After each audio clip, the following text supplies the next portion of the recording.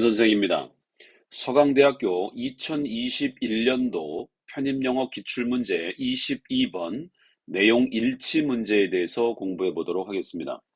이와 같이 내용 일치 문제가 나올 때는 가장 먼저 앞 세 줄을 보고 주제를 잡아서 그 주제 범주 안에 있는지 아니면 주제 범주 밖에 있는지를 결정해서 답을 선택하시면 되겠습니다. 만약 앞에 세 줄이 주제가 아니라 어떤 사실이 나와 있다면 끝 세 줄에 주제가 나와 있을 개연성이 있다고 보시고 앞 세 줄에 나와 있지 않을 때 뒷 세 줄을 보면서 불안해하지 말고 거기에 대한 확신을 가지고 접근해 주시면 문제 푸는데 도움이 될 수 있습니다. 자, 그러면 이 글이 생각하고 있는, 즉 작가가 생각하고 있는 키워드, 즉 글의 소재가 무엇인지를 파악하고 그 소재를 작가가 주장하는 범위에 좁혀놓은 주제가 무엇인지를 파악해 보도록 하겠습니다. 첫 번째 보시면 Perhaps you have already noticed how the quality of your attention has changed the more you read on screens and digital devices. 여기에서는 가장 핵심적인 내용이 뭐냐 하면 여기서 the more you read on screens and digital devices라고 되어 있죠. 이 부분이 바로 이 글에서는 가장 핵심적인 부분이다라고 볼 수 있고요. 글의 소재가 되겠습니다. 더비 구조는 뭐뭐 하면 할수록 점점 더 뭐뭐 하다인데, 여기에 보면 책에서 글을 읽는 것이 아니라, 책이 아니라, 스크린 혹은 디지털 디바이시스, 스크린이나 디지털 디바이시스에서 책 읽기, 또 혹은 책을 통해서, 책을 통해서 책을 읽기. 이 두 가지를 우리가 연상하면서 보도록 하면, You read on screens and digital devices. 당신이 스크린이나 디지털 디바이시스, 이북 같은 것을 의미하는 것으로 볼 수 있는데요. 읽으면 읽을수록 the quality of your attention. 자, 여기서 지금 말하고 싶은 것은 종이책에서 읽느냐 아니면 스크린이나 디지털 장치를 통해서 책을 읽느냐라는 두 개의 환경의 비교가 나오고요. 거기서 뭘 비교하고자 하냐면 바로 여기에 있는 quality of your attention입니다. 집중력이 어떻게 되느냐에 대한 얘기를 하겠죠.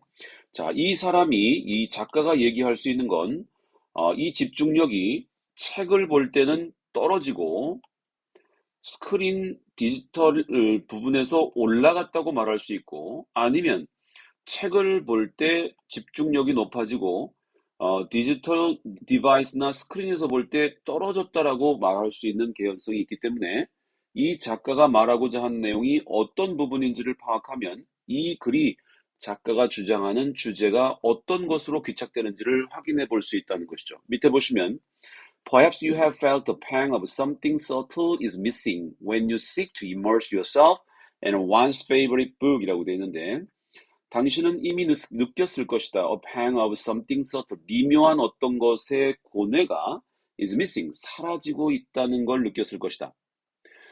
여기서 제일 핵심적인 것은 아까 말했던 그 주의력, attention의 느낌을 이번엔 the pang of something subtle이라고 표현을 해놨는데요.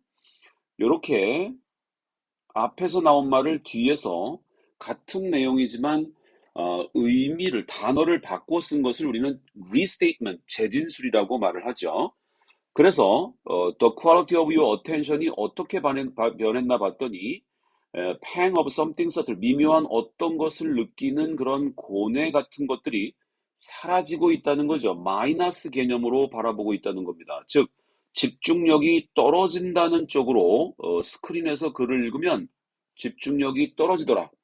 미묘한 어떤 것을 느끼는 고뇌 같은 것들이 사라지는 걸 느꼈다는 얘기죠. 뭐 할 때 when you seek to immerse yourself in one's favorite book, 한때 네가 정말 좋아했던 책에다가 네가 뭔가 몰입을 하려고 seek to 추구할 때에, 즉 몰입해서 한번 책을 읽어보고 싶은데 그때 내가 종이책에서 느꼈던 집중력 같은 것들이 점차 사라지는 걸 느낄 수 있었다라는 얘기죠. 그러면 이 글은 종이책에서 느끼는 집중력과 그러나 스크린이나 아니면 디지털 장치와 같은 곳에서 책을 읽을 때 느끼는 집중력의 차이점에 대해서 말하고자 하는데 디지털 디바이시스에서 읽게 되는 책을 볼 때에 집중력이 떨어지는 것에 대한 얘기를 하고 있다. 즉, 다시 말해, 마이너스 개념으로 이 글을 이끌고 가고 있다는 걸 볼 수 있다는 거죠.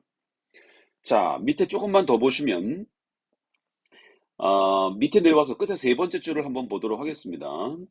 It is more difficult still with children. 애들에게는 여전히 더 어렵습니다. 지금 뭐가 어려운 거냐면 앞에서 봤을 때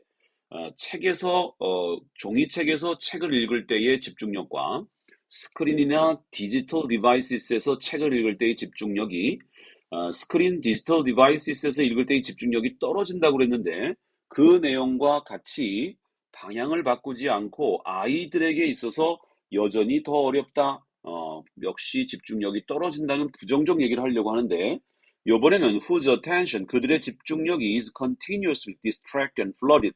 이 distracted and flooded는 아까 우리가 봤던 여기 a pang of something subtle is missing 이 표현을 그대로 가지고 내려와서 어떤 자극이 아이들의 집중력을 분산시키고 distract 그리고 홍수에 빠뜨린다. 부정적 뉘앙스죠. 왜냐면 distract가 부정적인데 and로 갔기 때문에 이 flooded도 부정적 느낌으로 볼 수 있게 됩니다. 그래서 자극이 아이들의 집중력을 떨어뜨린다, 분산시킨다, 산만하게 만들고 홍수에 빠지게 만든다라는 부정적 느낌으로 가게 된 거죠. They will never be consolidated in their reservoirs of knowledge. 지식의 저수지에서 consolidate, 견고하게 켜이켜이 쌓이는 것이 아닌, 쌓일 수 없는 그런 자극이 바로 아이들의 집중력을 떨어뜨리게 된다는 것을 보여주고 있습니다. This means that 이건 무슨 소리냐면 the very basis of their capacity to draw analogies and inferences. 자, 여기 analogy는 유추를 말하죠. 유추나 inferences, 유추나 추론을 끌어내는 그들의 능력의 바로 그 토대가 when they read 그들이 독서할 때에 유추하고 추론을 끌어낼 수 있는 그들의 능력의 토대가 less and less developed 개발이 되지 않고 있다. 그들의 능력을 개발시킬 수가 없다란 얘기죠. 즉 결국에 디지털 디바이스나 스크린상에서 독서를 할 때에 유추와 추론 능력이 개발되지 않는다는 부정적 느낌의 글을 쓰고 있다는 거죠. 자, 그러면 선택지로 가서 1번에 보시면 The writer understands that reading is being abandoned by young people who prefer other kinds of stimulation. 독서를 포기한다, 젊은 애들이. 다른 종류의 자극을 좋아하는 젊은 어린 아이들이 독서를 포기한다. 여기서 지금 하고 싶은 얘기는 독서 포기인데요. 아이들이 독서를 포기한다. 요 말이 위에서 언급되어 있지 않은 말이 되겠죠. 그죠? 위에서는 무슨 얘기했냐면 스크린이나 디지털 장치들에서 독서할 때에 집중력이 떨어지고 유추와 추론 능력이 상실되는 것을 말했는데 독서 포기를 말했으니까 부정적인 말을 한 것은 맞지만 내용이 맞지 않습니다. The writer feels nostalgic about reading. 작가는 독서에 대한 향수를 느낀다. 그러나 understand that screen-based reading. 자, 이 표현은 나왔죠. 요거는 맞습니다. 스크린을 토대로 한 독서. 그러니까 디지털 장치에서 보는 독서는 inevitable. 어쩔 수 없다. 모든 이에게. 자, 여기 어쩔 수 없다는 것은 플러스 개념으로 받아들여야 한다는 뜻인데 작가가 말한 건 스크린 베이스드 리딩이 집중력을 떨어뜨리고 아이들에게서 유추와 추론 능력을 개발하지 못하게 한다는 이야기를 하고 있기 때문에 여기서 inevitable이라는 표현이 적절치 않았다는 걸 알 수 있습니다. 3번에 보면 The right word is that our capacity to use our mind 작가는 무엇을 부정적으로 생각하고 있냐면 our capacity to use our mind, 우리의 정신을 사용하는 능력을 is being negatively impact, 부정적으로 영향을 미치고 있죠. 뭐가? 디지털 장치에서 독서를 하니 우리의 정신을 사용하는 능력, 다시 말해 이것은 attention을 의미하는 것이죠.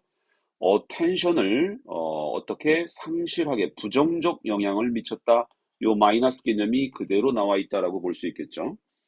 답은 3번이 되겠고요.